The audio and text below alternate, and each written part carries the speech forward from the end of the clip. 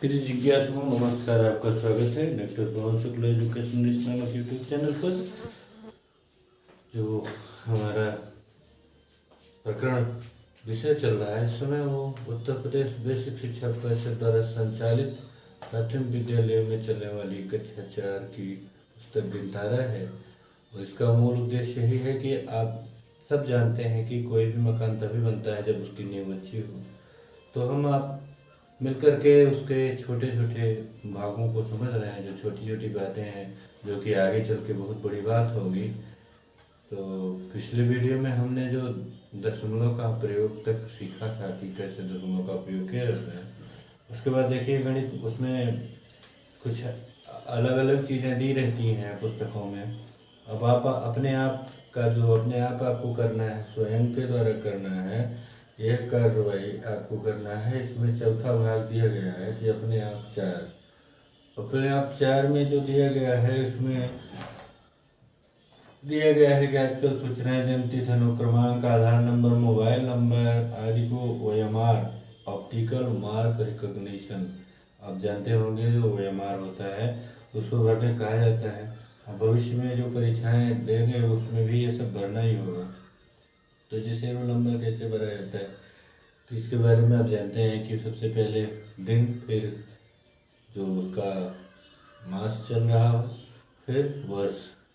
तो दिवस और मास, वर्ष में तो दिवस कितना है इसका 18 है, तो 1 के नीचे पहले काला किए, फिर 8 के नीचे, फिर सितंबर है तो 0 है, 2.5 पर 0 काला कर लिए। उसके बाद 9 है तो इस पर 9 किए, काला कर लिए। फिर 2007 है तो 2 के नीचे काला, फिर 00, फिर 7। इस तरह से इसको आप अपनी जन्मतिथि को कहा गया कि अपनी जन्मतिथि OMR शीट में भरिएगा, पीछे नीचे दिया गया है। इसको पहले आप अपने आप सीखिए। एक छोटे बच्चों की कक्षा की पुस्तक अवश्य है, लेकिन यह हर जगह आपको काम आएगी, हर परीक्षा में काम आएगी। इसके बाद इसमें कितने सीखा 4 में दूसरा भाग जो दिया गया है, आपने अब तक जो सीखा है उसका एक परीक्षण दिया गया है। इतना इसको अभिक्रमित ढंग से बनाया गया प्रोग्राम या इंस्ट्रक्शन है, आप स्वयं पढ़ के जान सकते हैं। मैं प्रयास आपको कर रहा हूँ जिससे आप समझ सकें। तो देखिए इसमें क्या है, बड़ा और छोटा का चिन्ह लगाना है, रिक्त स्थान भरना है, सरल करना है, दशमलव संख्याओं को भिन्न में लिखना है, और यह भिन्न जो है तर्क बताना है कि क्या बराबर है। ये सवाल देख लीजिए, इसको हम आपको जो पूछेंगे तभी बताएंगे, अभी बताने की आवश्यकता नहीं है। तो ध्यान से इसको आप देख लीजिए। इसके बाद जब हम आज के प्रकरण की तरफ चलते हैं, तो इसको आप देख ही चुके होंगे, मुझे आशा है आप देख चुके होंगे। तो चलिए आज के प्रकरण की तरफ चलते हैं। जैसे ये पुस्तक है आपके सामने, हाँ, इस पुस्तक को आप अगर किसी मेज पर रख देते हैं, मान लीजिए यह मेज है और इस मेज पर आपने पुस्तक रख दिया है, तो ये मेज जितनी मेज रखी जाएगी तो निश्चित मेज पर पुस्तक रखी जाएगी, तो पुस्तक निश्चित रूप से जगह घेरेगी ही। तो जगह जो घेर रही है वह क्या है? जितना जगह कोई चीज़ घेर रही है उसे क्या कहा जाता है? उसे ही परिमाप कहा जाता है, पेरीमीटर कहा जाता है। तो जो हमारा आज का यह वीडियो का अंक है, उसमें आज हम लोग पेरीमीटर यानी परिमाप, परिमिति का अध्ययन करेंगे। क्या करेंगे? किस चीज़ का? पेरीमीटर। पेरीमीटर यानी क्या है? पेरीमीटर का मतलब परिमिति या परिमाप, जो भी आप कहिए, परिमिति या परिमाप। अब देखिए यहाँ मैं छोटे छोटे शब्दों में, मतलब सरल भाषा में आपको समझाना चाहूँगा कि परिमाप का मतलब, परि का मतलब क्या होता है, आप जानते ही होंगे थोड़ा बहुत। ये परि, और यहाँ भी देख रहे हैं आप परि है, यहाँ भी परि है, दोनों में है। तो परि का मतलब क्या होता है? परि का तात्पर्य होता है चारों ओर। परि का तात्पर्य क्या होता है? चारों ओर। इसको आप चाहे जहाँ देखेंगे उपयोग, इसका उपयोग होता है। तो परिमित का मतलब क्या हुआ? परिमिति या परिमाप का मतलब माप के चारों ओर, जितना उसका, जैसे मेज पर रखे थे आपकी किताब, ये किताब आपकी मेज पर रखी हुई है, तो ये मेज पर चारों ओर जितना जगह घेर रही है वही इसकी परिमाप या परिमित कहलाती है। अब जैसे पर्यावरण शब्द का उपयोग करते हैं परिमित एनवायरमेंट का, तो पर्यावरण क्या होता है? पर्यावरण माने आवरण के चारों ओर, संधि विच्छेद अब हिंदी में पढ़े होंगे। तो परिधन आवरण यानी पर्यावरण। तो परि मतलब क्या होता है? चारों ओर, आवरण यानी एक घेरा। यही परिमित भी इसी के संदर्भ में परिमित का उपयोग कीजिए। परिमित या परिमाप, तो माप के चारों ओर, जो उसके चारों ओर माप की गई है। आइए जरा सा इस पुस्तक की ओर चलें, जिसमें आप देख रहे हैं कि एक बारकोड बना हुआ है। आप दीक्षा ऐप से इसको भी डाउन देख करके अच्छी तरह समझ सकते हैं। सरकार द्वारा प्रयास किए जा रहे हैं, हमें आपको भी उस अपने दायित्व का निर्वहन करते हुए अपने जीवन को आने वाली पीढ़ियों को अच्छा बनाना चाहिए। तो चलिए, भागने से कुछ नहीं होगा, करना पड़ेगा। आइए करके देखते हैं। तो यहाँ आपका एक बिंदु ले लिए और एक बिंदु ख ले लिए, और ख को मिलाए तो आपने देखिए क्या बना है? ये खुली आकृति है या बंद है? आप इसको देख के जान सकते हैं कि ये आकृति खुली है ना, तो ये खुली आकृति है। अब एक आकृति ऐसे बनाइए, ठीक। अब इसमें देखिए एक ऐसी आकृति जो एक बिंदु से प्रारंभ होकर किसी अन्य बिंदु पर समाप्त हो, उसे खुली आकृति कहते हैं। मार्के वाली बात है, आप याद रखिएगा। इससे प्रश्न पूछा जा सकते हैं कि एक आकृति जो एक बिंदु से शुरू हो और दूसरे बिंदु पर समाप्त हो, कोई भी आकृति, जैसे अब यहाँ से शुरू हुई और यहाँ समाप्त हो गई तो खुली आकृति है। यहाँ से शुरू हुई, यहाँ समाप्त हो गई, खुली आकृति है। यहाँ से शुरू हुई, यहाँ समाप्त हो गई, खुली आकृति है। किस तरह से? यहाँ से शुरू हुई, यहाँ समाप्त हो गई, खुली आकृति है। यहाँ से शुरू हुई, यहाँ से, तो इस तरह से जितनी आकृतियां आप देख रहे हैं, ये क्या है? ये सब ओपन एंडेड है, ये सब खुली आकृतियां हैं। अब दूसरा देखें कि जब आप देखें एक चित्र बनाएं कि क ख, मान लीजिए यहाँ हम क ख ही लिखते हैं या ABCD जो भी आप समझिए। क से ख तक एक बिंदु मिलाया और फिर ख से ग तक एक बिंदु मिलाया, इसको सीधा समझिएगा। और फिर ग से घ तक एक बिंदु मिलाया, फिर घ से क तक मिलाया। अब ये बिंदु जहां से देखिए शुरू कहाँ हुआ था? यहाँ से क से शुरू हुआ था, ऐसे गया ख तक, फिर ख से ग तक गया, ग से घ तक आया और घ से फिर कहाँ आया? क तक। तो ये आकृति कहाँ से शुरू हुई थी, कहाँ बंद हुई? जिस बिंदु से शुरू हुई थी क, उसी बिंदु पर पूरी समाप्त हो जा रही है, पूरी हो जा रही है। तो जो आकृति जिस बिंदु से शुरू होती है उसी पर आकर के समाप्त होती है, उसे बंद आकृति कहते हैं। देखिए यहाँ भी समझाया गया है। ऐसी आकृति जो जिस बिंदु से शुरू होती है और उसी बिंदु पर आकर के समाप्त हो जाती है, यानी जो आकृति किसी एक बिंदु से आरंभ होती है और उसी बिंदु पर पुनः पहुंचती है, तो उसे बंद आकृति कहा जाता है। अब बंद आकृति के और सारे उदाहरण, जैसे यहाँ से आप एक चित्र बनाना शुरू किए, ऐसे गए, ऐसे आया। यहाँ से एक चित्र आप बनाना शुरू किए, ऐसे गए, ऐसे आया और फिर ऐसे चला गया। तो ये सब क्या है? ये सब बंद आकृतियां हैं। आई बात समझ में? खुली आकृति और बंद आकृति दो चीजें आप समझे, आगे चलते हैं। अब आप बताइए कि कैसे आकृति बनी? ये खुली बनी। माचिस के डिब्बे के चारों ओर रेखा बनाने पर आप कैसे आकृति पाते हैं? जैसे किताब है, इसके चारों ओर डिब्बा बना दिया, अब कैसी आकृति मिली? कैसी आकृति मिली? बंद आकृति मिली। सिक्के के चारों ओर सिक्का ले लिया आपने, एक रेखा बना दी है चारों ओर, तो कैसी आकृति मिली? बंद आकृति मिली। खुले चिमटे के बाहरी किनारों के सहारे रेखा बनाने पर क्या हुआ? बंद आकृति मिली। तो परिमित या परिमाप क्या होता है, हम इसको जानते हैं। आकृति के बारे में आप जान गए कि खुली आकृति और बंद आकृति। चित्र में देखिए यहाँ जो बने पथ है, रास्ते की आकृति खुली है या बंद है? हाँ, ये कैसी आकृति है बताइए आप? ये रास्ता है, दिया गया है कि आपको यहाँ से चलना है, ये झंडा प्रारंभ बिंदु, यहाँ से चलना है, यहाँ पहुँचना है, यहाँ से फिर यहाँ जाना है, यहाँ से यहाँ जाना है। तो ये बंद आकृति है। गोलू हरी झंडी लेकर के दौड़ना शुरू करता है। हरी से लाल तक पहुँचने में उसको 40 कदम लगता है और लाल से पीली तक जब पहुंचने में 30 कदम लगता है, पीली से फिर हरी झंडा तक पहुंचने में उसको 50 कदम लगता है। तो कितना कदम वो चला? अब इसको ध्यान से समझिए कि जो उसका चलना है वो कितने कदम चला। तो कहने का मतलब 40 कदम इधर गया, फिर 30 कदम इधर गया, फिर 50 कदम इधर आया। तो तीनों जोड़ लेंगे, 40 30 70 50 120 कदम।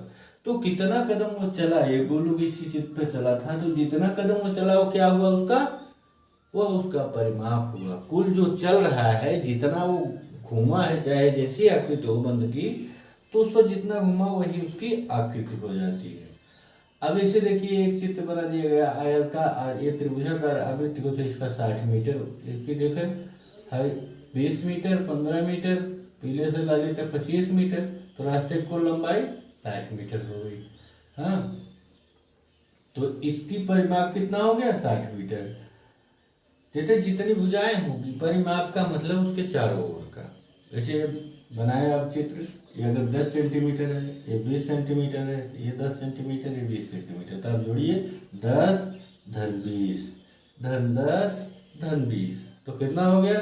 10 20 30 10 40 20 60। इस तरह से इस चित्र के बारे में आपने देखा, आयत का कैसे निकाला जाता है हमारे परिमाप। अब परिमाप आपको स्वयं याद करने के लिए यहाँ दिया गया है, किताब चित्र बनाया गया है। अब देखिए, दो चित्र बनाया गया, इसमें करना क्या है, दोनों चित्रों का परिमाप निकालने के लिए कहा जा रहा है। उसमें इसकी भुजाओं की जितना लंबाई दी गई है, उन सभी भुजाओं की लंबाइयों को केवल और केवल आपको करना क्या है, जोड़ देना है। बस जोड़ने से ही जितना है, कोई छूटे ना दोहराई जाए, तो जितना है इसको जोड़ देंगे तो वह आपको परिमाप मिल जाएगा। अब इसमें देखिए एक गतिविधि कराई गई है कि शिक्षक राहुल पुस्तक को फार्मपट पर रखकर उसके चारों ओर सटाकर एक रेखाखंड खींचो।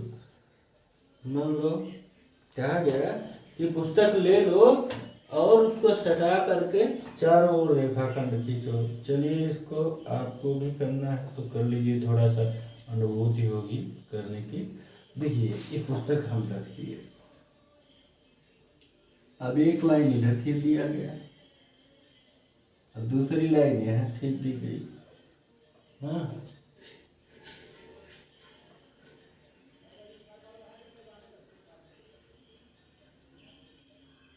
तो तीसरी यहाँ आ गई, और चौथी बची हुई रेखा यहाँ से आप ले आए, यहाँ हो गई।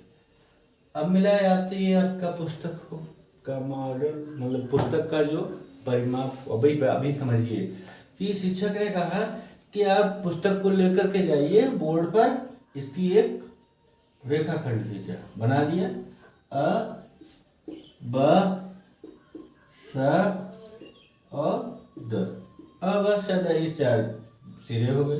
अब शिक्षक ने पूछा कि मीना यह आकृति कैसी है, तो मीना बताइए आयताकार आकृति। इसमें भुजाएं लंबाइयों का माप किया गया है कि लंबाई है, चौड़ाई है। हाँ, तो देखा गया कि अब की लंबाई 16 सेंटीमीटर है। कितना है? 16 सेंटीमीटर।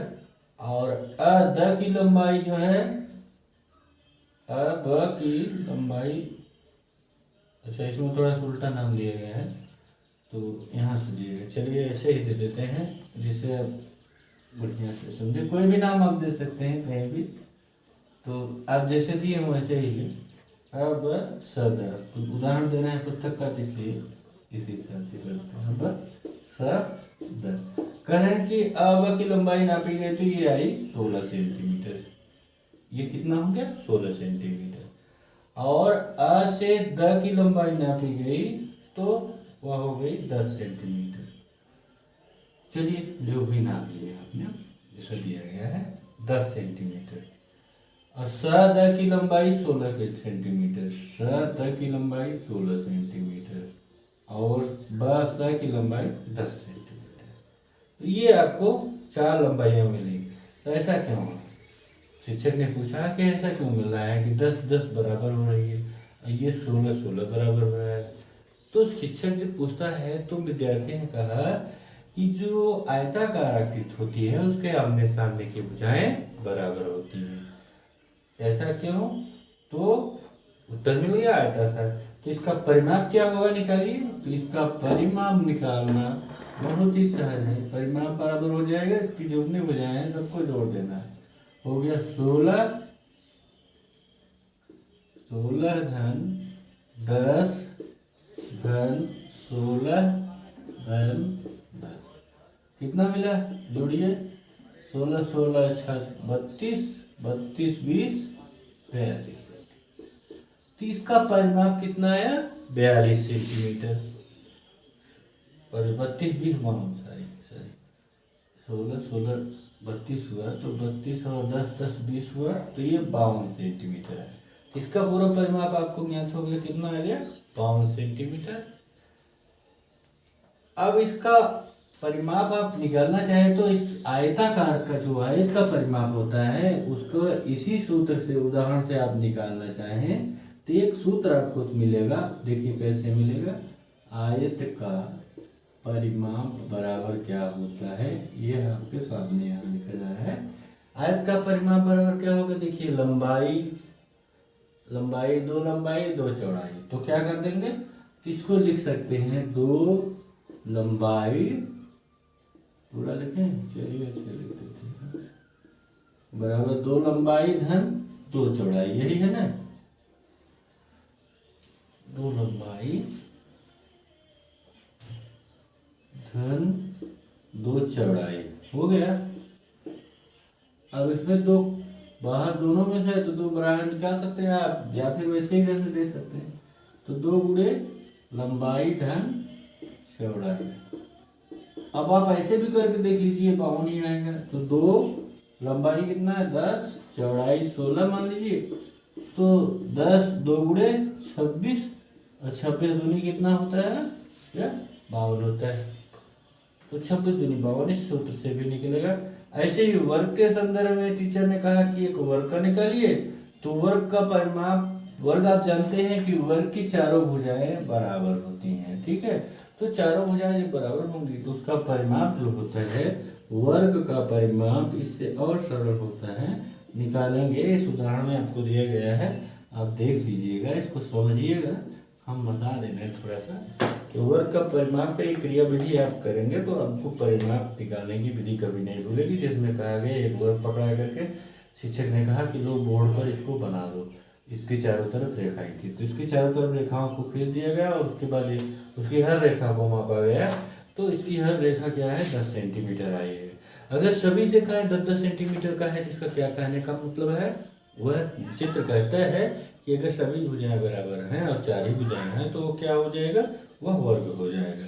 अब इसको आप परिमाप के बारे में इतना तो जान ही चुके हैं कि जितनी भुजाएं बंधाकृत की हैं उन सब का योग कर दीजिए तो वही उसका परिमाप होता है। तो परिमाप 10 10 10 10 4 बार जोड़िए 40 हो गया।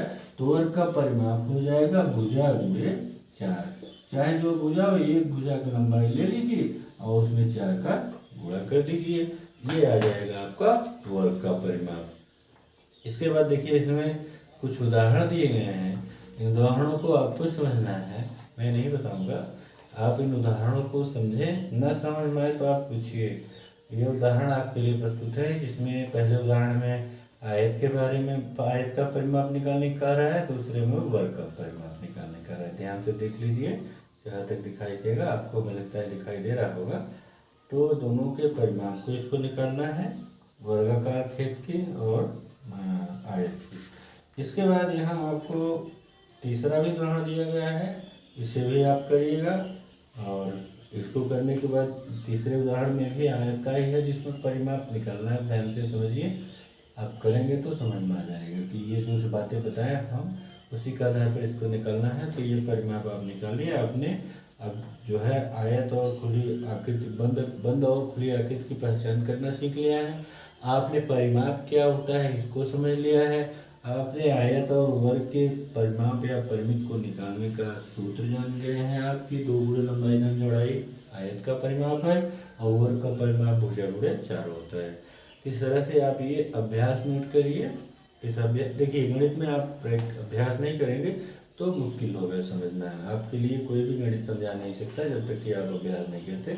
तो ये बेसिक स्तर का गणित है। इसमें देखिए आपको ये पूरा पन्ना दिख रहा है, इसको आप जैसे भी हो सके देख करके इसका अभ्यास करिएगा, उसको लगाइएगा। जो बात जितना समझ में आएगा वो हमें बताइएगा। चैनल लाइक शेयर सब्सक्राइब अवश्य कर लीजिएगा। धन्यवाद, नमस्कार।